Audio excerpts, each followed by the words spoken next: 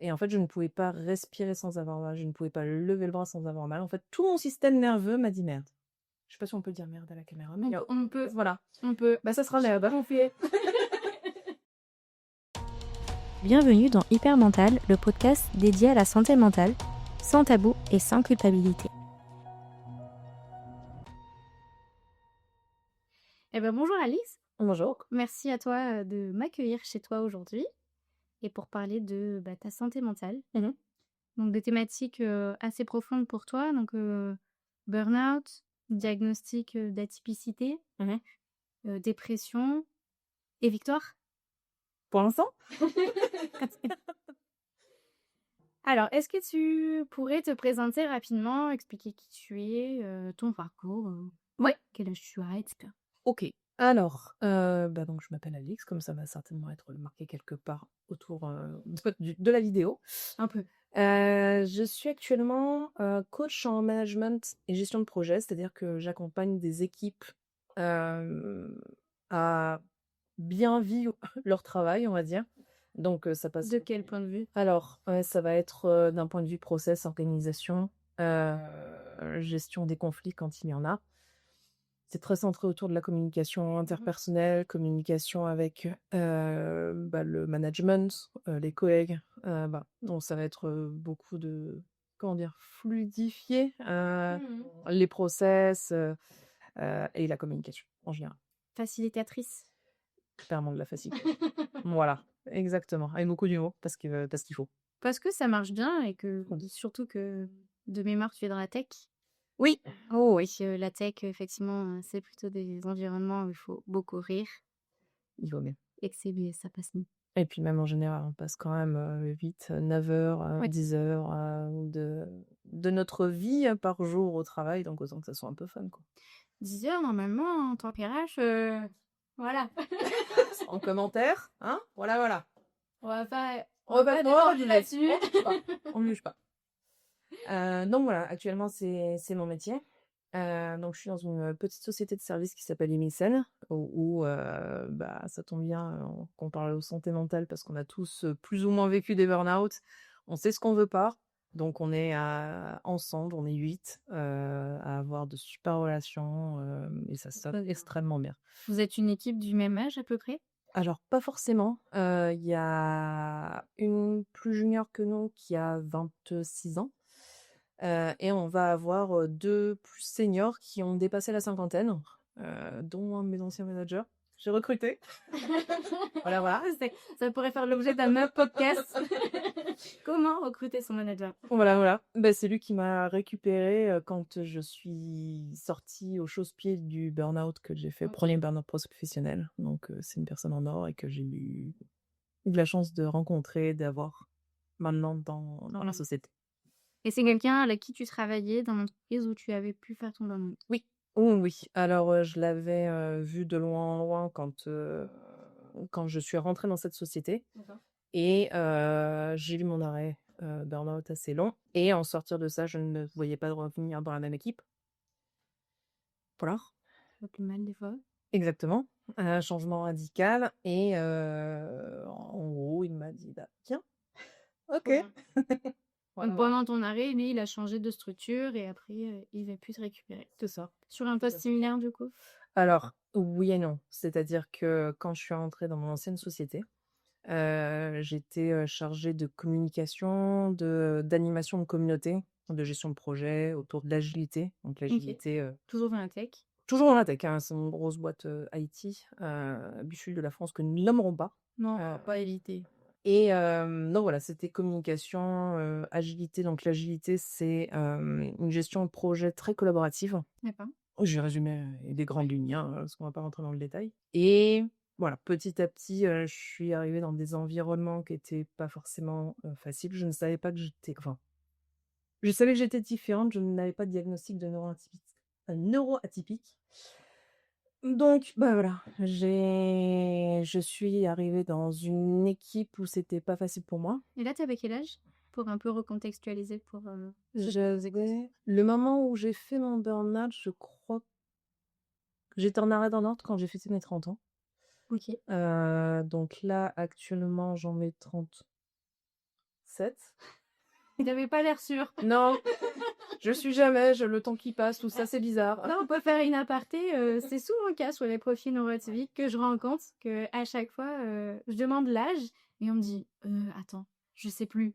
Je crois que j'ai et c'est même pas sûr. Tu vois. Le temps qui passe est pas, C'est marrant. est pas pertinent, cohérent. Il n'y a pas de continuité temporelle, Oui. je crois, dans nos cerveaux. Donc, enfin, j'aime beaucoup de cerveaux.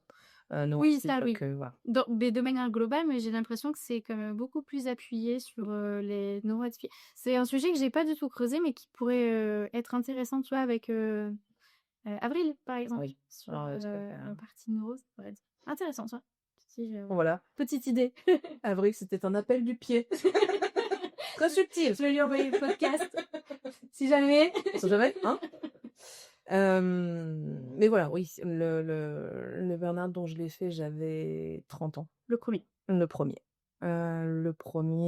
Burn-out professionnel, qui est venu en fait suite à une vingtaine d'années de dépression, D'accord.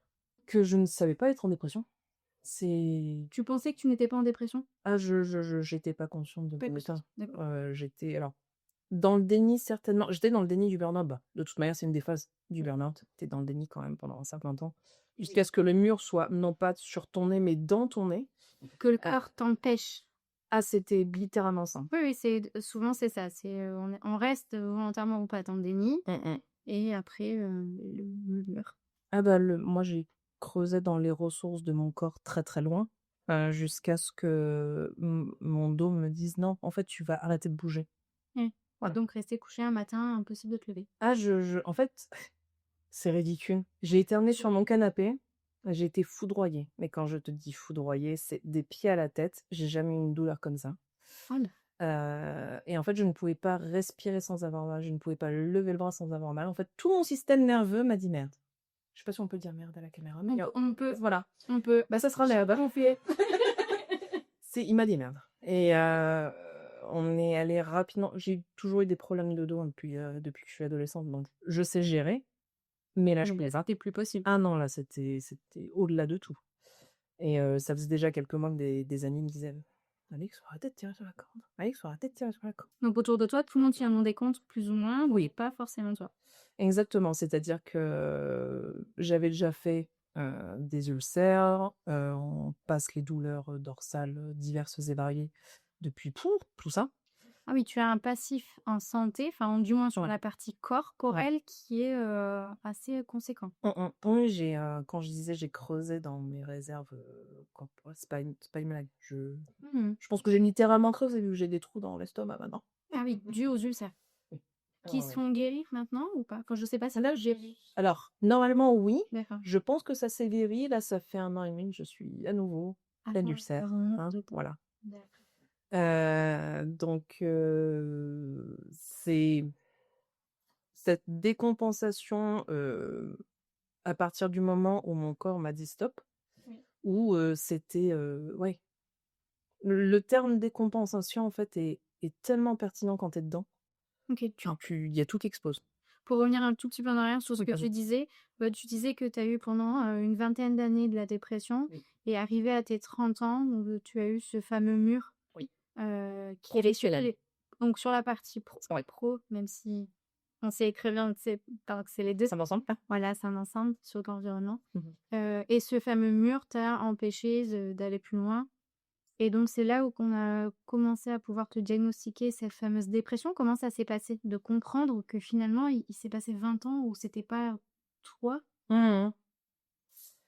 Déjà, ce qu'il faut savoir, c'est que le mot burn-out n'est pas reconnu. Oui. Le mot burn-out n'existe pas dans le DSM. Voilà. Il n'existe pas dans le DSM, il est dans le code du travail, entre guillemets, sur la partie maladie professionnelle. Mais ça n'existait pas au moment où voilà, c'est très récent. Mais il y a un gros mais. En fait, il est écrit, mais c'est derrière la preuve, etc., qui va être très compliqué. Bah c'est justement ça le psychiatre qui m'a reçu, qui m'a dit ouais. En gros, quand il m'a fait l'arrêt et que j'ai vu marquer le mot dépression, j'ai fondu encore plus, quoi. Heu, là, j'ai compris, en fait, il m'expliquait que c'était, dépression parce que, voilà, le mot burn-out n'est pas reconnu et compagnie. J'étais donc là, admettons, mais au bout de 3, 4, 5, 6 mois, 7 mois d'arrêt, que tu vois le mot dépression et qu'au bout d'un moment, je sais pas si le psychiatre s'est ambiancé ou quoi, mais que c'était marqué dépression sévère. OK, d'accord. Donc moi, j'ai ça. Bien sûr qu'ils se sont lancés, mais Voilà. Mais en fait, plus on avançait, alors quand tu es en burn-out, tu dois revoir tous les mois un spécialiste, donc en psychiatrie. oui, Et ça va être ma question. Pourquoi un psychiatre? pourquoi un psychiatre? Parce que c'est obligatoire. Normalement, le généraliste peut te faire 1 voire 2 mois, mais au-delà de 2 mois, Oui. c'est forcément un professionnel, Là, ça m'intéresse. de la santé mentale, donc psychiatre. Donc lui, rapidement, il a compris que les médicaments, c'était pas pour moi parce que je lui ai verbalisé. OK. Tu lui as dit non Je lui ai dit non pour plein de raisons différentes et depuis, j'ai découvert que j'étais, pharmacorésistante, donc de toute manière, ça n'aura rien fait. OK. Je savais même pas que ça existait, alors je suis, Bah, je pensais pas, je disais en rigolant souvent, «Bah, je suis résistante aux médicaments». Non, non, je suis résistante à la Ritaline, donc Ah oui, mais c'est aux médicaments au sens large? Tu prends un Doliprane, ça fait baver? ouais, c'est ça. OK. Je suis obligée de prendre, par exemple, là, du kétoprophène, qui est quand même assez fort, juste pour un mal de crâne, OK. en 100 milligrammes, pour que ça ait un peu d'effet. Voilà. Ouais, et ça te shoote pas? Non. D'accord. C'est-à-dire que les Miolastans et compagnie, qui sont censés être, Ouais. costauds, j'ai même pris des anxiolytiques quoi dernièrement. Et au-delà de toute la dimension, psychologique, Voilà. les ulcères ne découlent pas aussi de cette prise médicamenteuse, Alors non, je forte? pense pas, parce que j'ai eu, vraiment des douleurs, d'ulcères, à l'estomac il y a des années, où j'étais déjà, Mmh. pas bien. Hem et là même dernièrement, il y a certains médicaments qui me faisaient plus mal à l'estomac, donc je les ai tout de suite stoppés parce que ça arrive pas à cicatriser sinon. Mmh. Mais non, c'est pas en tout cas, ça ne semble pas être Bon, médicamenteux, tant c'est mieux. plus le stress. Ouais, j'allais dire tant mieux, mais en fait, je suis pas sûre. Tant mieux! Si une cause que tu connais, que ça fait facilement identifier, c'est bien. Si c'est juste, il faut gérer notre stress. Ouais? Ouais, j'en parle. Ouais. Donc voilà, pour en revenir à la dépression, comment je m'en suis rendu compte, c'est j'ai été, accompagnée par une thérapeute fantastique, que j'avais consultée même avant de faire le burn-out. OK. Donc c'est, thérapeute en thérapie cognitivo-comportementale. Mmh. Donc ce qui est bien, c'est que c'est court, c'est C'est efficace, c'était libre, ouais, brève. exactement et ça, c'est parfaitement ce qui me convient OK. et à la fin de la première thérapie, je lui ai dit, «On se revoit d'ici 2 3 ans, je pense que je vais décompenser un truc». Ça n'a pas loupé. 2 ans plus tard, Que tu avais déjà ce ouais, c'est marrant que tu avais déjà ce, discours-là, qui est très psychologique, de parler de décompensation, une personne lambda, je suis pas sûre qu'elle sache ce que ouais. ça veut dire. Bah, j'ai une base de, formation en psycho, Mmh. j'ai un niveau licence, même si je suis jamais allée jusqu'au diplôme, heu, enfin, faut toujours raison. On va pas faire Non, non, c'est ton coaching non, aujourd'hui. pas les goûts. Mais non, voilà, je m'intéresse beaucoup à la santé mentale, de par mon passé, de par, les passions que je peux avoir. C'est un métier? Voilà, aussi. Heu, donc voilà, je savais exactement ce que le mot décompensation voulait dire et qui me paraissait extrêmement pertinent. Quand tu es dedans, tu le vis et tu comprends ce que ça veut dire, quoi. Est-ce que tu serais OK déjà et avoir envie aussi Mmh. de dire ce que tu ressentais? Qu'est-ce que ça veut dire quand tu es dedans, tu comprends ce que c'est? Hem, c'est plusieurs phases, en plus, je pense, physiologiques. Il y a tout le système nerveux qui bah, là, en l'occurrence, un burn-out qui est en feu. Moi, c'était physiquement, qu'il était en feu, donc avec cette douleur, totale, Ouais. globale. Donc fallait déjà faire redescendre, toute D'accord, OK. l'inflammation généralisée. Donc déjà, moi, comment ça s'est caractérisé? C'est que pendant 3 semaines, un mois, j'étais une loque. Je n'ai aucun souvenir de cette période. Je sais que j'étais sur mon canapé à mater des séries. Je ne sais même pas lesquelles, Tu t'en souviens pas? du tout. D'accord. Mais ça m'arrive souvent dans des grosses périodes de stress. Mon cerveau va tellement dans tous les sens qu'après, il défragmente le disque dur. Et il y a plein de morceaux qui s'en vont. Ah oui. Là, en l'occurrence, ça a été le cas. Donc j'ai eu cette période de vide. Et après, petit à petit, en fait, c'était beaucoup de réalisations et de choses que j'allais gratter en introspection. Parce que je fais beaucoup d'introspection depuis que je suis gosse. De choses de mon passé où j'ai besoin de me décortiquer, de comprendre comment ça fonctionne et tout. De me dire: «Ah OK, je pense comme ça parce que ça vient de là, parce que ça vient de là et l'origine, c'est ça». Ça, tu sais que Voilà. c'est très rare, hein, qu'on arrive à soi-même, à aller là-dedans. D'accord, OK. Non, ça, je sais. L'introspection, on peut le faire en étant accompagné, psychologue, psychiatre ou même sur du coaching parce qu'on va aller chercher des éléments. Par contre, d'arriver soi-même à se dire: «OK, là, si je pense comme ça vient de là, parce que ça» et cetera, c'est très rare D'accord, OK. que les personnes aient cette capacité. Bah, c'est peut-être pour ça qu'avec ma psy, on bosse très, très vite. Bah, c'est certainement et tu vois, tu l'as dit tout à l'heure que les thérapies brèves, c'est trop bien parce que ça te correspond. Ah ouais, Mais ça va avec. bien sûr. Parce Ouais, qu'en tout à fait, fait. en 5 rendez-vous, tu Mmh. vas faire un travail, peut-être qu'une personne va mettre 5 ans. Là, je comprends. J'abuse, mais en tout cas, Bien ce que sûr. je veux dire, c'est que tu vas vite parce que c'est aussi ton mode de fonctionnement. Ouais. Ouais, ouais. Puis, je comprends en plus les exercices, donc je pense que je les assimile aussi peut-être un petit peu mieux. Dans ton métier, effectivement, tu as Ouais. aussi cette partie de communication, enfin, plein d'éléments qui font que Ouais. Ouais, tout à fait. puis tu as une licence en psycho. Hein. Oula, nouveau licence, j'ai pas le diplôme. On apprend des choses quand même. On apprend des choses. Freud et Lacan. Voilà, voilà. Sans commentaire. Ouais, dans le Ouais. Ah, punaise. Ok. Donc, sur ton parcours, donc là, on arrive, tu as 30 ans, tu as ce premier crash très compliqué, et après, tu es introduit dans cette nouvelle société ou il s'est passé d'autres choses avant? En fait, pendant les 7 mois d'arrêt, s 7 mois, oui, 7 mois d'arrêt, j'aurais dû avoir plus selon mon psychiatre, mais la sécurité sociale, j'ai été reçue par, Oui. une dame qui, je pense, n'a pas d'empathie, soit parce qu'elle a été confrontée à tellement d'abus Oui. qu'elle est obligée de se fermer, soit qu'elle n'a pas de base trop d'empathie dans ce métier-là, qui, m'a gentiment fait comprendre que de toute manière, elle me coupait les vivres. Donc, soit je démissionnais, soit, je prenais sur moi.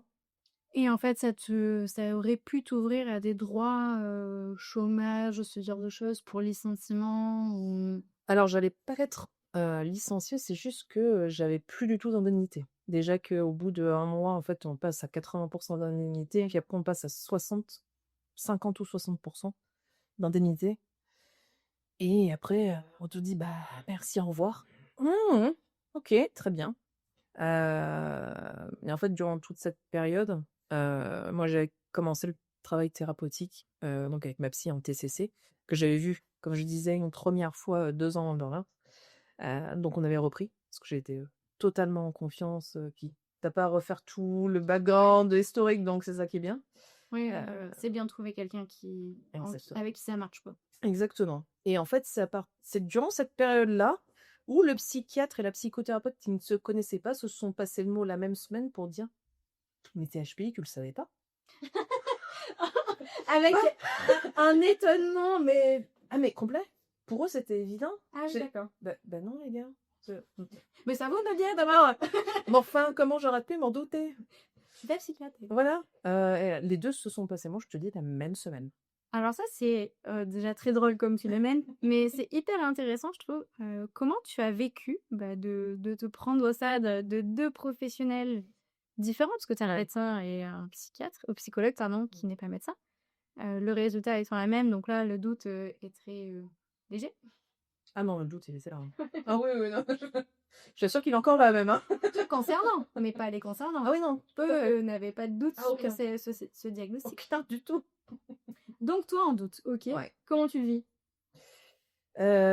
Déni. Alors, déni, même si tu as toujours une petite part de toi qui commence à se dire: «Ça expliquerait tellement de choses, Mais tellement, tellement de choses». Et en fait, à partir de ce moment-là, tu te mets à cogiter non-stop, à te renseigner non-stop. Il y a un très, très bon blog, je ne sais pas si on peut le bloguer, Si, ça fait toujours des outils pour les gens qui se posent des questions. Alors, si je ne dis pas de bêtises, c'est Rature et Rayure. Oui. Très, très bien. Il y a un article dédié à la réalisation quand tu prends le diagnostic. Avec les mêmes étapes de deuil, de déni, de tout ça. Ouais, le déni, il est encore là, hein. Encore. Ah Et ça le ouais. fait combien de temps? Qu'on m'a dit ça, que j'ai eu le diagnostic officiel avec un papier. Attends, qu'on t'a dit quoi, du coup? Que le psychiatre et la psychothérapeute m'aient ça. dit ça, c'était donc il y a 7 ans maintenant, au moment du burn-out, et j'ai eu un diagnostic officiel il y a 2 ans. Oui, t'as attendu. Oui. Ok. Oui. J'ai attendu, je me suis dit: «Oh, je vais juste me renseigner pour l'hyperactivité». Donc 5 ans Ouais. de recherche par toi-même, de non, j'y crois pas, c'est pas possible, mais en même temps, ça expliquerait que. Ça explique beaucoup de choses, ça explique comment les gens m'ont traité. J'ai été victime de harcèlement scolaire de la primaire jusqu'au lycée. Par ce sentiment d'esclavage? Ouais, bah, quand, même en maternelle, quand tu t'entends mieux avec les adultes et qu'en primaire, tu préfères parler avec les adultes ou lire des bouquins, forcément. Ouais. Il y a, je pense, un énorme problème scolaire. Apparemment, ça a évolué un petit peu maintenant, c'est beaucoup plus, pris en compte. Mais, Il y a des psychologues qui passent dans les classes. on en avait eu un, mais on m'a dit: «Ah non, elle a pas à faire les tests, elle est peut-être première de la classe, très en avance, mais elle est pas Ok. très bien». Est-ce que ça m'aura apporté quelque chose? Je n'en sais rien de toute manière. On ne le saura jamais. Non, ça c'est Non. certain qu'on le saura jamais. Et puis il faut aussi recontextualiser. Tu me disais que tu es né en 87, c'est Ouais. ça? Donc dans les années 90, c'était pas du tout. Voilà. Ouais, pas du tout en clair. Enfin, alors ça, c'est un énorme débat. On n'était pas du tout à l'écoute des émotions, des ressentis des enfants. Ce qui aujourd'hui, j'espère mieux. Alors, j'ai pas d'enfant, je peux pas témoigner, mais en tout cas, ouais, ça a l'air d'être plus pris en compte. Mmh. Complètement. Bah, là, de tous les amis, scolaires au féminin qui sont profs en petite école, primaire ou plus tard, ils font vraiment attention à ça. Il y a des petits modules de formation qui valent ce qu'ils valent. Je suis pas là pour juger, de toute manière, je les ai même pas lus. Mais il y a déjà un petit peu plus d'accompagnement et de sensibilisation à ça. Voilà. Bon, c'est Donc c'est déjà pas mal. déjà pas mal. Mmh. Au moins, dire qu'on est tous différents. C'est déjà pas mal. Et ça, c'est déjà un grand pas. C'est déjà pas mal. Parce que on nous a appris, hein, les ronds, les carrés. Non, hein. Non, ta pâte à modeler, c'est bien, tu peux faire ce que tu veux. Et même, on n'est pas tous modulables de cette manière. Et non. Et tant mieux. Ça fait la richesse. Ouais, complètement. Mmh. Donc, 5 ans pour te décider à faire diagnostiquer. Ouais. Ça se tient 5 ans avec vraiment des périodes, mais de doute, c'est-à-dire que de par mon éducation, j'ai toujours fait en sorte d'être, 1re de la classe, parfaite, tout ça. De par ton éducation. Oui.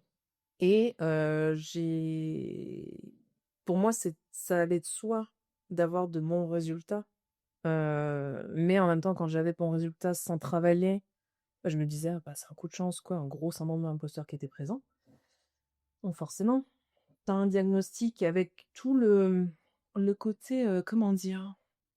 Pas romantique, mais toute l'illusion qu'il peut y avoir autour de, haut potentiel, surdoué et tout ça. Tu vois des gens, des tronches qui changent le monde, quoi. Oui. Donc forcément, je me suis dit: «Bah non, bah là, je change pas le monde». Ah oui. Et il y a ce sentiment de comparaison qui se fait effectivement quand tu as des grands scientifiques, alors que toi, tu étais juste nul en maths, mais Oui. absolument rien à voir. Tout à fait. Et de la vision qu'on a du génie, parce que bah, ça a été forcément médiatisé comme tel, mais bon, ceux qui ont quand même eu des prix Nobel, bah, ok, il y a des exceptions. Ils sortent du lot et ils sont très bons dans leur domaine, mais ces personnes un peu à la Sheldon Cooper qui vont avoir énormément de mal socialement. Tout à fait. Ce qui pourra, toi, être ta force. Parce que t'as envie d'en faire ton métier. Parce qu'aujourd'hui, j'en fais mon métier. Mais c'est aussi, je pense, une volonté certes d'utiliser les qualités que je peux avoir en termes de psychologie, d'avoir beaucoup d'empathie, de savoir instinctivement analyser la moindre micro-expression, de savoir de rentrer dans une pièce et de savoir alors là, il y en a 2 qui sont en burn-out. Lui, il a un problème avec lui, voilà, juste en lisant la pièce extrêmement rapidement. Énerve. Voilà, donc oui, il y a des avantages. Après, écoute mes potes, là, je reste bizarre. Malgré tout. Donc voilà, hein. Je nous appelle les bizarriens, tu vois. Ouais, mais c'est très bien.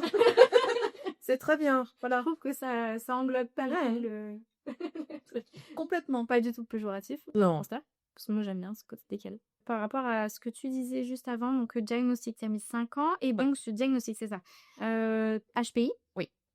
TDAH. HPI, HPE, TDAH, avec hyperactivité. Avec Ouais. hyperactivité. Est-ce que tu veux bien expliquer un peu, ton quotidien, en termes d'émotions, de ressenti, Ouais. d'une HPI, HPE, TDAH? Ça veut dire quoi, concrètement, si on doit expliquer à quelqu'un qui ne comprend pas, qui connaît pas ou qui a l'impression que c'est des choses qui sont à la mode, comme on dit souvent? Ouais, OK. Alors, si tu me permets juste alors c'est peut-être une digression, mais en fait, quand j'ai eu le diagnostic, Oui. déjà ma psychothérapeute m'a dit: «Ah, enfin tu le fais, d'accord». Et quand j'ai discuté donc avec la neuropsy qui m'a fait passer, le test, quand elle me l'a donné, elle me dit: «Bon, bah, pas de surprise de toute manière». En te le donnant Ouais. avant que tu le fasses? Voilà, en discutant déjà, elle me disait: «Bon, le diagnostic me paraît évident». OK. OK. Là, c'était plus d'avoir un chiffre. OK, ah oui, donc en fait, pour toi, ça comme pour les autres, ça se voyait comme, un truc rouge au Ah côté ouais, du visage et complètement. toi, tu t'es dit encore une fois: «Non, non, pas du tout». Ouais, beh, complètement. OK. Très présent chez la femme, hein? Oui, Le oui, tout à fait. diagnostic HPI, Ouais, et tout à fait, oui. Et en fait, quand elle m'a donné les résultats, donc ce qu'il faut savoir, c'est que le test se fait en 3 séances de 4 3 séances de 2 heures, plus un petit entretien préalable et la conclusion. OK. Voilà, donc ça reste quand même assez long, c'est Ouais. quand même coûteux, ça Oui. m'a coûté dans les Ça 400 non remboursés, bien sûr, ah parce que oui, c'est là, complètement à l'initiative ouais. personnelle, tout à fait. Et en fait, quand elle me l'a donné, elle m'a débriefé, elle me l'a envoyé par mail et je comment dire? Inattention auditive limitée, donc je l'entendais, mais OK, très bien. Quand je l'ai lu, j'ai voulu dire à mon chéri en me disant: «Ah bah, ça y est, j'ai mon diagnostic». Je me suis effondrée. OK. Mais je voyais en fait même je me souviens de l'image mentale, j'avais un mur qui tombait. Mais littéralement, le truc il s'effondrait, en fait, j'ai le droit d'être différente. OK, et C'est ça donc que je me suis dit, quoi. là, tu as senti quelque chose qui partait de toi? Un poids, un J'avais le droit d'être en l'air. masque, Ouais, en un fait, peu un voile ou je sais pas? c'est vraiment un masque, c'est-à-dire que c'est un terme anglais, le unmasking, donc vraiment enlever les différentes couches, les unes sur les autres. C'est ça que j'ai vraiment senti avec ce mur qui est tombé, parce que, bon, rentrer dans les cases, moi, ça a été, un chemin de vie jusqu'au diagnostic. Ça l'est encore et je me force, consciemment à ne pas rentrer dans les cases, si je n'en ai pas envie. Donc, même des fois, c'est je émotionnellement, c'est compliqué parce que mon cœur me dit un truc, mais ma raison et mon éducation me disent: «Non, faut que tu ailles là. Non, envie». Et est-ce que tu arrives à écouter? C'est un combat de tous les instants, on va dire. C'est pas encore quelque chose de simple et c'est aussi pour ça que, je pense que suite à, ce 1er burn-out décompensation, le diagnostic, j'ai encore fait 2 petits burn-out parce que quand je me mets dans un projet, j'y mets tout. J'ai pas de limite, j'ai pas de voilà, c'est le perfectionnisme à fond, tout, mon âme, mes larmes, mon sang, il y a tout qui sera sur la table. OK. Voilà. Et donc ce qui t'amène à oublier d'écouter Oui. tes besoins premiers. Ah oui, complètement, mais, au point d'oublier de manger ou d'aller aux toilettes. Donc là, c'est le TDA qui prend le dessus. Là, c'est exactement ça. C'est-à-dire que quand tu m'as posé la question entre le quotidien HPI, TDAH, Oui. en ce qui me concerne, J'allais dire le H, c'est hyper important. le H est clairement important. C'est compliqué en fait parce que, autant tu peux être HPI sans TDAH, autant tu peux être juste le TDAH Sans le HPI et sans le H, autant, moi, tant qu'à faire, je fais la palette. T'as pas le TSA, attends. Ah bah oui, exactement, c'est de la merde. Je suis contente. Et j'ai peu de 10. Mais voilà, c'est te dire où ça commence, où ça finit. En fait, le HPI va me permettre de compenser le TDA et le H. Ok. Alors ça, c'est hyper intéressant. Ouais. Pourquoi il compense le H, sachant qu'on en a en HP? C'est Tu parles de l'hyperactivité physique ou intellectuelle? intellectuel. Par rapport au HP, il tourne au taquet aussi. Il tourne au taquet aussi, mais le fait d'arriver à suranalyser, d'arriver à penser en systémique, d'arriver à envisager plein de scénarios possibles, bah, ça te permet de réagir au quart de tour pour t'adapter à fond. Donc, tu arrives à masquer, à compenser. Mais quand, moi en l'occurrence, c'est ça qui m'a motivée, encouragée, voilée la face, de me dire tiens, je vais tenter la Ritaline, vu qu'en plus c'est la seule, malheureusement, c'est la seule molécule au dispo pour les adultes en France. Oui. Je me suis dit bah tiens, je vais essayer de compenser, de mettre une muselière. Ouais, ralentir, j'allais dire. Un peu Voilà. mais Exactement. Tout ce qui était justement, voilà, troubles de l'attention avec hyperactivité, parce que en période de stress, les symptômes troubles de l'attention avec hyperactivité, mon ami, il flambe. Mais d'une manière horrible. le stress. Le stress. Limite, je sens la cortisol parcourir mes fers. Ouais. Et tu rentres dans un cercle vicieux de je stresse, donc j'ai plus de mal à gérer cette effervescence. Plus j'ai cette effervescence, plus je stresse. Plus je dois contrôler. Et on boucle et on boucle. Exactement. Plus je dois contrôler, plus je dois remettre mon masque. Exactement. Et donc, voilà. Badaboum. Et donc, badaboum. Donc, c'est vrai que je me suis dit, bah, je vais le tenter à la Ritaline. Je me dis, quand je vois les. Ça, c'est un problème qu'on a, je trouve, en France. On a peu de documentation, on a peu de d'informations sur tout ce qui est. Oui, voilà, c'est tout ce qui est symptômes. Les symptômes par rapport aux femmes, par rapport aux hommes, par rapport au cycle menstruel, par rapport à, au cycle de jour, de nuit, enfin bref, tout un tas de choses qui est plus présent, par exemple, aux États-Unis. En fait, je voyais beaucoup de vidéos, de reels, de trucs sur Facebook, Insta ou quoi, avec des personnes qui disaient la Ritaline m'a changé ma vie. Oui. Il n'y a plus de 12 voix dans ma tête dès le matin. J'ai pu échanger plusieurs fois avec des personnes qui ont eu ce trouble, justement, TDA, qui ont été diagnostiquées, AH ou pas. Et en général, ce qu'on me dit, c'est j'ai plus cette sensation de brouillard. Et c'est ce qui revient à chaque fois. Alors, je n'ai pas ce diagnostic, donc je suis pas sûre de bien comprendre, mais est-ce que toi, tu confirmes que ça te fait ça ou pas? C'est pas un brouillard. Parce que tu expliques quelque chose qui est un peu différent. C'est pour ça que j'insiste là-dessus. Je suis d'accord avec toi, mais là, ça revient à répondre aussi à une question que tu m'as posée, qu'on a bien évidemment digressé. Le sortir de la dépression, comment je m'en suis rendu compte. Oui. Je fonctionnais au ralenti. Ok. Je fonctionnais au ralenti pour une HP, avec trouble de l'attention. Donc je fonctionnais au ralenti, c'est surtout que je voyais tout en noir et blanc. Et au sortir de la fin du burn-out, de tous les plus gros symptômes, on va dire, où j'ai sorti la tête de l'eau, ah, il y a de la couleur. Ah oui. Oh, il y a de la lumière. Donc ça, c'est la différence que je vois justement avec ces 20 ans de dépression. Donc, le côté brouillard, j'aurais du mal à l'expliquer parce que je pense que malgré tout, 20 ans de dépression, quand tu te construis dessus, t'as un... Comment dire? T'as un socle de dépression chronique. Oui. Donc, déjà, voilà. Donc, ton cerveau, il n'est pas, niveau chimiquement, il n'est pas très très bien. Donc là, le côté brouillard, c'est pas brouillard, je dirais, c'est du brouhaha. Ok. Parce que... Parce que toi, je le ressens comme ça. Exactement, parce que je le ressens comme ça, il n'y a pas le côté brumeux, alors sauf quand il y a du stress, à plus savoir qu'en faire. Mais j'ai pas ce côté brumeux, j'ai ce côté... hyperactif, presque une phase maniaque Mmh. d'un borderline, tu vois? Mmh. Donc il y aura ce côté vraiment, excitation, euphorique dans tous les sens de j'ai envie de faire plein de trucs.